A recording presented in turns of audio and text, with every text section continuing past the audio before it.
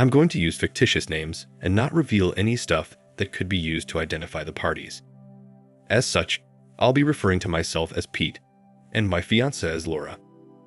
I and Laura officially started dating 6 years ago, got engaged 2 years ago, and had been living together for about 16 months when all this happened. I have a good job working for a supplier to the forest industry, while Laura works in the front office of a medical practice. Her office is located about 20 minutes away from our small town in one of the nearby larger towns. Being small, our town is a tight-knit community. It's surrounded by the great outdoors, while being just a short drive from a cluster of larger towns with all the amenities one needs to live well. My relationship with Laura was awesome in every way, and there were no warning signs of problems. The only thing that somewhat concerned me was that Laura was divorced. She told me that she and her husband married young and just grew apart. Since all that happened more than 5 years before we met, I didn't see the need to investigate the matter and just accepted her explanation. Back then, Laura was living in Portland, and after her divorce, she got a job and moved back home with her parents who live in one of the nearby towns I previously described. In addition to being divorced, another thing that my friends teased me about was the fact that Laura was nearly 6 years older than me, but nonetheless, they all took turns giving me grief about it, calling me cougar prey. In fairness to Laura, I must say that they all really liked her, and so did their significant others. She was part of our tribe. Now I'll get to the night where things imploded. I, along with 3 other friends, went on a fishing weekend. This is something we do several times per year. There's a tributary to the Columbia River up in the Pacific Northwest, just a short drive from our homes, and the fishing there is awesome. Though it's close by, we stay at a cabin right on the water and just do manly things while there, no women allowed. We just fish, do some hiking, chop wood, eat like pigs, drink a little, and smoke a few cigars. It's a great time, and we've been doing this for about 9 years now.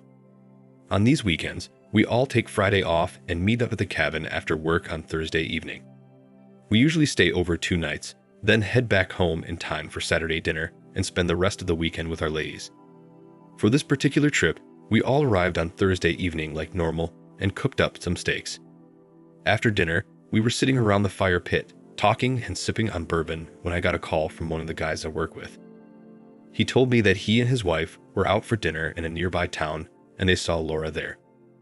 I asked him if he said hello or talked to Laura. He said he didn't because she was with other people. I told him he should have, as she was just out with some friends. He then reluctantly told me that Laura was initially there with 3 other women and they all left, but 10 minutes later, she came back in and sat down at the bar next to a guy. She hugged the guy and then started rubbing his back and then locked lips.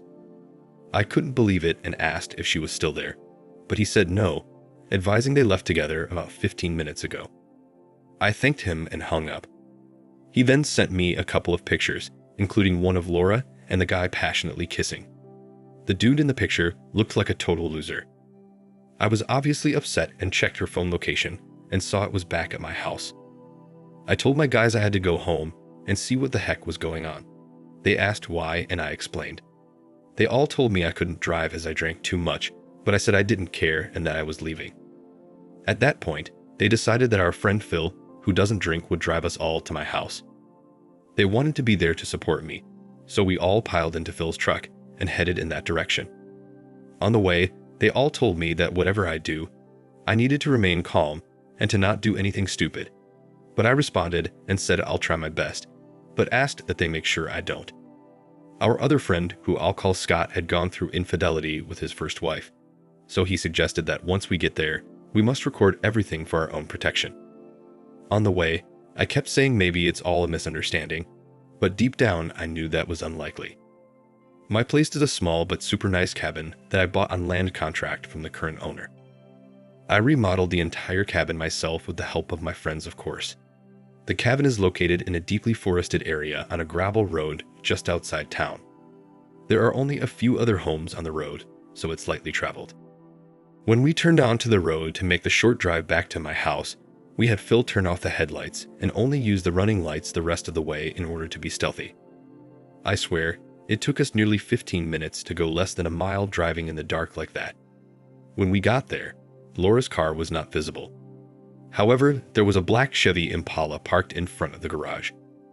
The car had Minnesota plates, which seemed odd, but then we saw the sticker on the back window and realized it was a rental. Phil pulled his truck right up behind the Impala to block the car from leaving. The house was pitch dark, with the exception of a few path lights out front. Before going in, they all asked me if I was ready. I said yes, and we all started recording. It was intense. As soon as the door was open, I quietly made a beeline right to the master bedroom with the three of them following me. I opened the door, but the room was empty. I then moved quickly across the hall to the spare bedroom, opened the door, turned on the lights, and there was Laura bouncing on the guy from the bar like she was riding a ducking bronco. Oh my gosh. I'll never forget that scene, though I sure wish I could. I screamed, "What the heck is going on here?" Startled, Laura twisted around and literally dove off the guy onto the floor. The guy then let out a blood-curdling scream. It was so loud, Phil, Mark, and Scott blasted into the room as they thought I had started beating the guy, but that was not the case. It was just this slovenly guy laying there in excruciating pain after Laura's abrupt dismount. At this point, Laura had crawled to the corner and completely covered her face and body with a bed quilt. She curled up there and started crying loudly, saying she was sorry and could explain. I then pulled the blanket and sheets off the bed, leaving the AP laying there in all his unglory, covering his stuff with both hands and wincing in pain and repeatedly apologizing. I asked the guy his name. Nervously, he gave only his first name, so I picked up his pants off the floor, pulled out his wallet, took out his driver's license, and read aloud his full name and address. I then had Scott take a couple of pictures of the license for me. I then asked how he knew Laura. He said they used to work together. I asked how long he'd been ducking her. He said it was just this one time. I laughed and said, "You're lying." The guy then said he and Laura dated 9 or 10 years ago when they worked together, but this was the first time they had met up since. Keep in mind, at this point, my guys were still recording everything and Laura was still hiding under the quilt in the corner crying. Through it all, I stayed strong, surprisingly. I eventually told the guy it was time for him to leave. He got up and went for his clothes, still holding his junk in pain. I told him, "Hold on, you're not getting your clothes unless you take your little lady with you." Hearing this, Laura started crying harder, pleading with me not to make her go. The dude then told me, "Please man, just let me go and you'll never hear from me again." I told him that we parked behind him and will be glad to move as soon as he and his little lady leave the house. The AP then started coaxing Laura to go with him so he could leave. She refused and started sobbing for mercy like a mental patient. Finally, after nearly 45 minutes of this lunacy, she agreed to leave. I handed the guy his clothes, and he slowly got dressed, clearly still in pain. Laura wasn't moving though, so I told the guy his little lady needs to get dressed and get out. Laura started again to insanely cry, but eventually got dressed and walked outside with her AP. Just before Phil was about to move the truck, Scott suggested that we load up the guy's car with all of Laura's stuff. This way, I could fully get rid of her in one night. I agreed, and we began the task. We went to the bedroom and just started grabbing her clothes off hangers. All her shoes, brass, panties, makeup, personal products, keepsakes, jewelry, you name it. We combed the entire place until we got everything of Laura's we could find. We jammed the trunk and back seats so full that the trunk barely closed and the back window was completely blocked by her stuff piled to the roof. Impalas are big cars with huge trunks, so you can imagine just how much we had to jam in that trunk to fill it up. During the time we were putting her things in the car, Laura had stopped crying and just appeared to be in shock. She just sat there staring straight ahead without blinking, shaking like she was freezing. Whether she was faking the shakes, who knows, but the scene was dramatic nonetheless. Meanwhile, her AP sat head down behind the wheel looking at stuff on his phone. We figured he was probably searching for the nearest walk-in clinic or emergency room to get his junk examined. After everything was packed, we moved the truck and they drove off. We all decided to stay at my house that night. In the morning, we loaded the soiled mattress and a few things we missed into the truck. I drove Laura's car and Mark rode with me as he led the way over to Laura's mom's house, while Phil and Scott followed in the truck. On the way, I called her mom to let her know we were coming over. To my surprise, Laura wasn't there. We all wondered where she spent the night. When we arrived, I went in to explain to her mom what happened, but didn't share any of the videos. I had a lot of respect for Laura's mom and didn't want to upset her more than she already was. Our conversation was very emotional. I left Laura's car in the driveway and gave the keys to her mom. She opened the garage door and we moved the mattress and various miscellaneous items into the garage. On the way back to my house, we stopped at Ace Hardware and picked up new door locks. We went to my house, changed out the locks, and then we all headed back to the cabin. We spent the rest of Friday and Saturday doing all the normal things we do out there, and my friends were making sure they kept me in good spirits. Surprisingly, I handled everything well. While I was obviously upset, I didn't break down once, but I kept focusing on the bright side and my future. Laura tried reaching me all weekend, but I turned my phone off and just ignored her. In the end, I realized how lucky I was to find out what kind of woman Laura was before marrying her. I admitted to my guys that I was planning to ask her to marry me sometime in the near future, but I guess she really blew things that night in more ways than one. Laura and I were done, and there's absolutely no chance for reconciliation of any kind, not even a friendship. I'm completely done and would prefer to never see or hear from her again. Some might say my stance is extreme, but I would tell those people you can't really understand the situation unless you've experienced it yourself.